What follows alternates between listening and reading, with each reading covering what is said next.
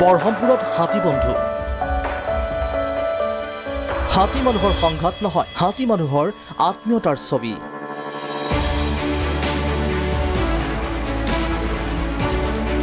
সফল পৰিসমাপ্তি হাতী বন্ধু প্ৰকল্পৰ প্ৰতিদিনে হস্তি মানুহৰ সংঘাতে দখল কৰি আহিছে বাতৰিৰ শিৰোনাম কিন্তু আজি হাতী মানুহৰ সংঘাতৰ বিষয় নহয় এই দৃশ্য কাৰ্বি আংলং সীমান্তৰ বন্য হস্তিৰ বাবে 200 বিঘা ধাননি হাতী বন্ধু প্ৰকল্পৰ জৰিয়তে প্ৰদীপ কুমাৰ ভূঞা আৰু বিনোদ দুলু বৰাৰ নেতৃত্বত হস্তিৰ বাবে কৰিছিল ধান খেতি পূৰ্বৰ 2টা বছৰৰ দৰে এই বছৰো কেইবাটা বন্য হস্তিৰ জাকে 200 বিঘাৰ ধাননি খাই অন্ত পেলাইছে যাৰ ফলত কোনো অসুবিধা নোহোৱাকৈ অঞ্চলবাসীয়ে খেতি চপাবলৈ সক্ষম হৈছে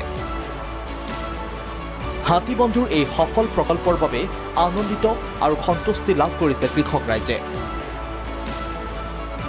ৰাজ্যৰ আন অঞ্চলতো হাতী মানুহৰ সংঘাত দূৰ কৰিবৰ বাবে চৰকাৰ তথা বন বিভাগে এই পদক্ষেপ ললে সমস্যা সমাধান হ'ব বুলি দৃঢ় বিশ্বাস প্ৰকৃতি প্ৰেমী যুৱক বিনোদ দুলু বৰা সঁচাকৈ মানে এটা বুজাব নোৱাৰা অনুভৱ আৰু ইমানে ভাল লাগিছে যে ৰাইজৰ খেতি বাচি যোৱাত আৰু হাতীখিনি যে কনফ্লিক্ট এবাৰ যে নহ'ল মানুহ এটাও কেজুৱেলিটি নহ'ল বা হাতীও যে তেনেকুৱা লোকচান নহ'ল এইটো এটা সঁচাকৈ হাতী বন্ধুৰ কাৰণে বা ৰাইজৰ কাৰণে বা হাতীখিনিৰ কাৰণে এটা সফল পৰিসমাপ্তি ঘটিলে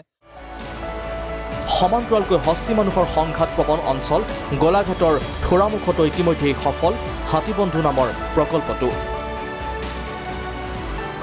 বৰহমপুৰৰ পৰা ঋতুনেউগ ৰিপৰ্ট প্ৰাগ নিউজ